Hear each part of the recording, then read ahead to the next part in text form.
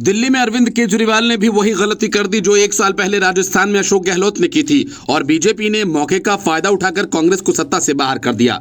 केजरीवाल भी कुछ वैसा ही करते दिख रहे हैं जैसा अशोक गहलोत ने किया था और मात खा गए। ऐसे में सवाल ये उठता है, क्या केजरीवाल ने भी भाजपा के सामने वही गेंद डाल दी है? राजस्थान में 5 साल सरकार चलाने के बाद चुनाव में उतरते हुए तत्कालीन मुख्यमंत्री अशोक गहलोत ने जनता से यह कहकर डराने की कोशिश की कि यदि भाजपा की सरकार बनी तो उन योजनाओं को बंद कर दिया जाएगा जिनसे उन्हें कई सुविधाएं मिल रही हैं। 25 लाख रुपए तक मुफ्त इलाज, महंगाई राहत कैंप के तहत 500 रुपए में गैस सिलेंडर, हर घर को 100 यूनिट मुफ्त बिजली, महिलाओं को बस सफर में 50% सब्सिडी जैसी योजनाओं के बूते अशोक गहलोत सत्ता में वापसी की उम्मीद कर रहे थे।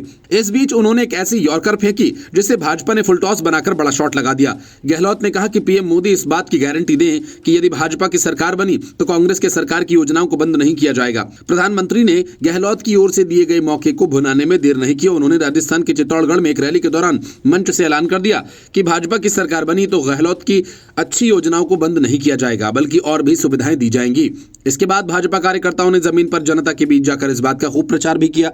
गहलोत सरकार की अच्छी योजनाओं का लाभ उन्हें भाजपा सरकार भी देती रहेगी। माना जाता है कि ऐसा करके भाजपा उन वोटर्स को भी अपने पाले में खींच लाई जो कांग्रेस सरकार की योजनाओं के लाभार्थी और प्रशंसक थे, लेकिन पेपर लीक और भ्रष्टाचार से नाराज थे। दिल्ली में भी हालात वैसे ही हैं। एक तरफ केजरीवाल की मुफ्त की योजनाएं तो दूसरी तरफ शराब सहित तमाम घोटाले। अरविंद केजरीवाल जनता को ये डर दिखाने में जुट गए हैं कि यदि राज्य में भाजपा की सरकार बनी तो मुफ्त बिजली, मुफ्त पानी, महिलाओं को मुफ्त बस का सफर, मुफ्त इलाज जैसी सुविधाओं को बंद कर दिया जाएगा।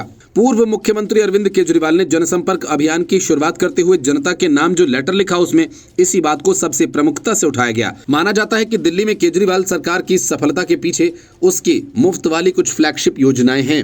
राजस्थान के तर्ज पर ही भाजपा दिल्ली में भी आम आदमी पार्टी सरकार की योजनाओं के लाभार्थियों को अपने पाले में लाने की कोशिश शुरू कर चुकी है।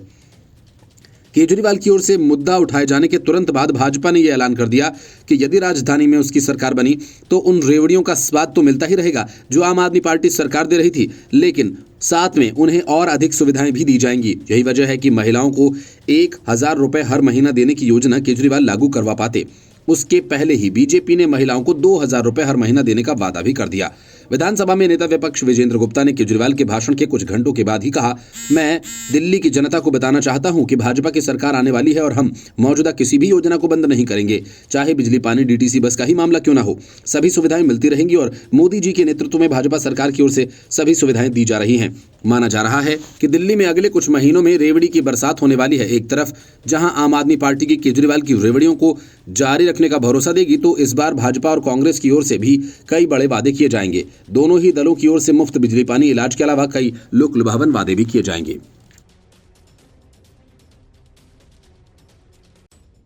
अरविंद केजरीवाल ने आतिशी मरलेना को सीएम का पद किसी मजबूरी में नहीं बल्कि अपने ऊपर लगने वाली तोहमतों से पीछा छुड़ाने के लिए दिया। वजह यह कि दिल्ली के खजाने में फिलहाल करीब 4000 करोड़ रुपए हैं, जबकि अगले 2 महीने में उसे करीब 10,000 करोड़ रुपए खर्च करने हैं। जाहिर है आतिशी मरलेना के लिए आने वाले 2 महीने मुश्किलों भरे होंगे। यही वजह है कि दिल्ली की सड़कों पर बने गड्ढों को दिवाली से पहले भरने का वादा तो कर दिया गया, लेकिन उसे पूरा करने में दिल्ली सरकार के पसीने छूट रहे हैं।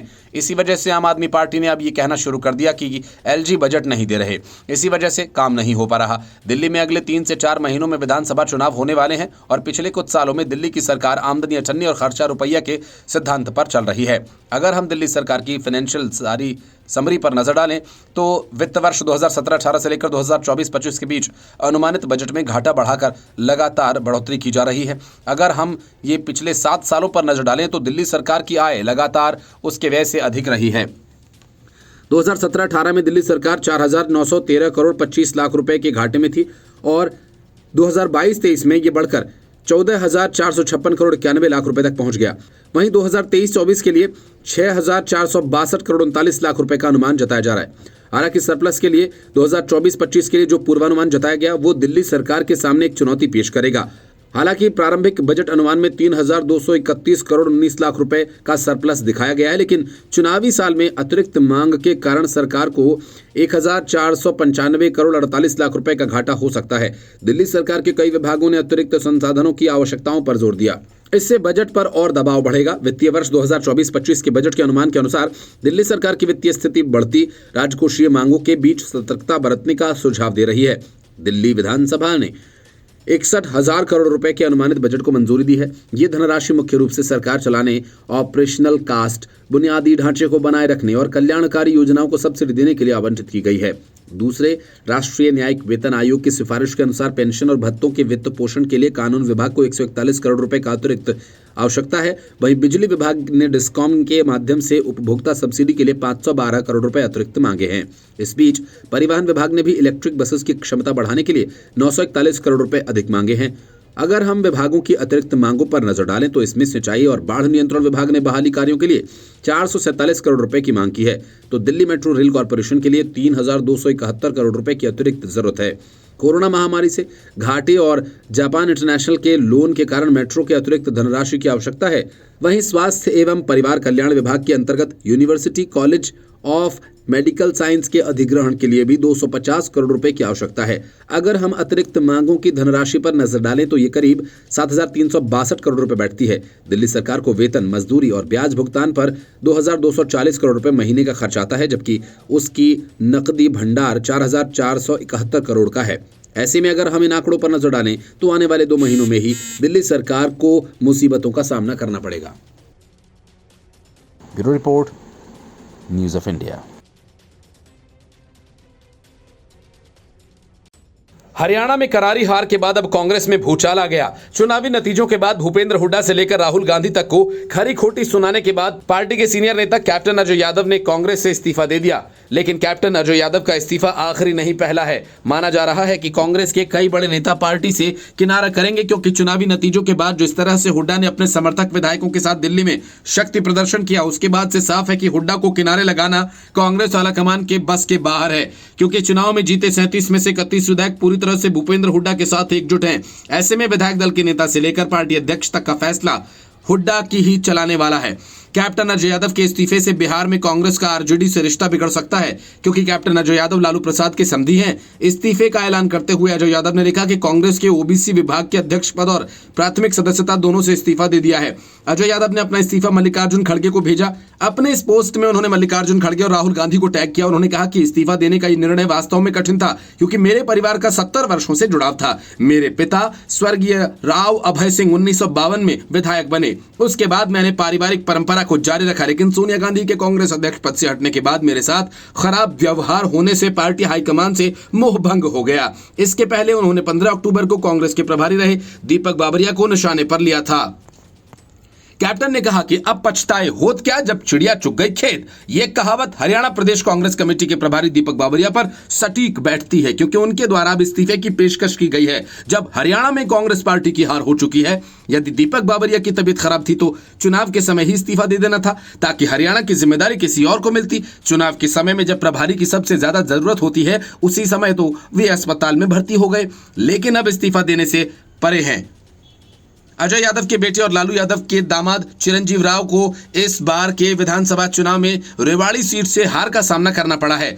उन्हें बीजेपी के उम्मीदवार लक्ष्मण सिंह यादव ने 28,769 वोटों से हराया। लक्ष्मण सिंह को 83,747 वोट्स मिले, वहीं चिरंजीव राव को 54,978 वोट्स मिले। पूर्व मंत्री अजय यादव 1991 से लेकर 2014 तक लगातार 5 बार रेवाड़ी विधानसभा सीट से विधायक रहे। उन्हें 2014 के विधानसभा चुनाव में बीजेपी के रणधीर सिंह ने हराया था। इसके बाद 2019 के चुनाव में अजय यादव के बेटे चिरंजीव राव ने जीत दर्ज की। राव ने बीजेपी उम्मीदवार सुनील कुमार को हराया।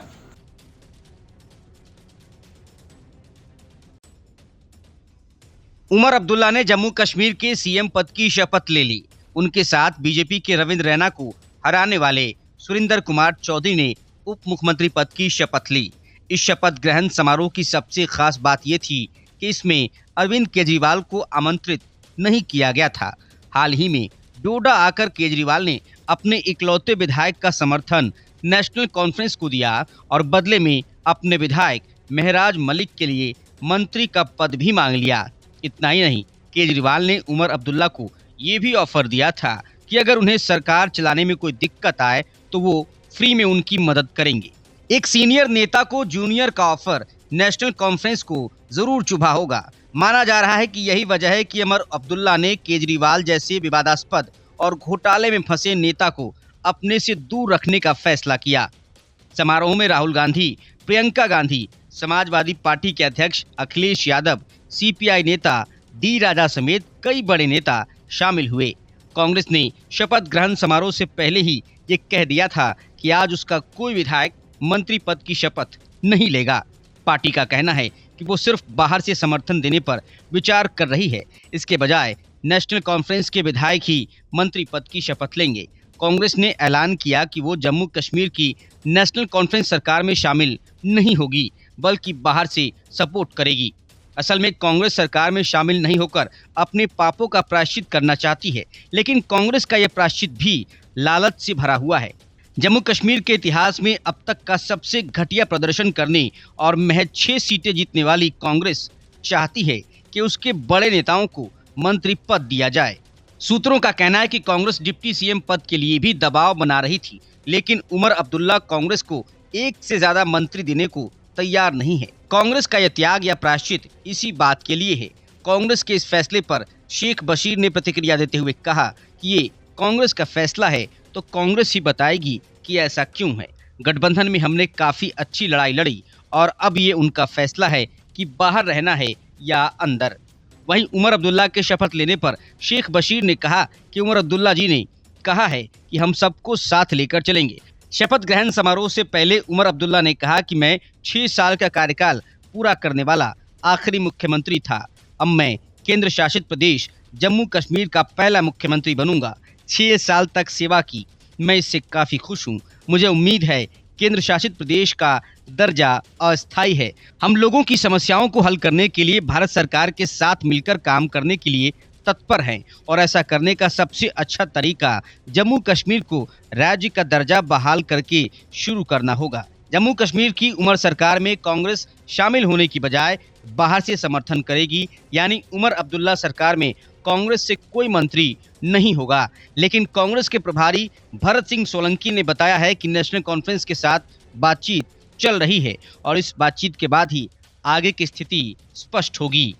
Bureau report, news of India. Arvind Kejriwal अब तक सहानुभूति पाने की कोशिश में लगे हैं। यही वजह है कि उन्होंने दिल्ली की जनता के नाम लिखे पत्र में वही सब लिखा है जो वे अब तक कहते आए हैं कि बीजेपी काम नहीं होने देना चाहती, बीजेपी फ्री वाली योजनाओं को बंद कर देगी, बीजेपी पावर कट करेगी, बीजेपी स्कूलों को तबाह कर देगी, बीजेपी स्वास्थ्य व्यवस्था को तबाह कर देगी, बीजेपी ने हमें फर्जी केस में फंसाया। मैं कट्टर ईमानदार हूं। लेकिन बीजेपी ने इस बीच धमाके के साथ चुनाव की तैयारियां शुरू कर दी हैं। दिल्ली की महिलाओं को वादा करके केजरीवाल 1000 रुपए महीना नहीं दे पाए। पंजाब की महिलाओं को भी बस इसी का इंतजार है कि कब केजरीवाल इस वादे को पूरा करेंगे।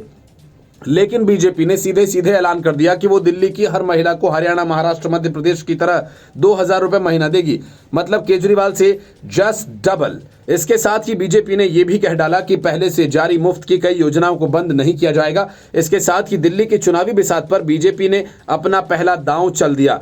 दिल्ली भाजपा के पूर्व अध्यक्ष मनोज तिवारी ने कहा कि दिल्ली में अरविंद केजरीवाल सरकार में दिल्ली को एक घाटे का सौदा बना दिया। आज यहां हर व्यक्ति पर 80,000 रुपए का कर्ज है, जबकि भाजपा की सरकारें देश राज्य में लाभ में रखते हुए जनता के कल्याण की कोशिश करती हैं। उन्होंने कहा कि दिल्ली में भाजपा की सरकार बनाने के साथ ही दिल्ली के लोगों को वर्तमान में चल रही सभी सुविधाओं के साथ साथ कई नई सुविधाएं दी जाएंगी।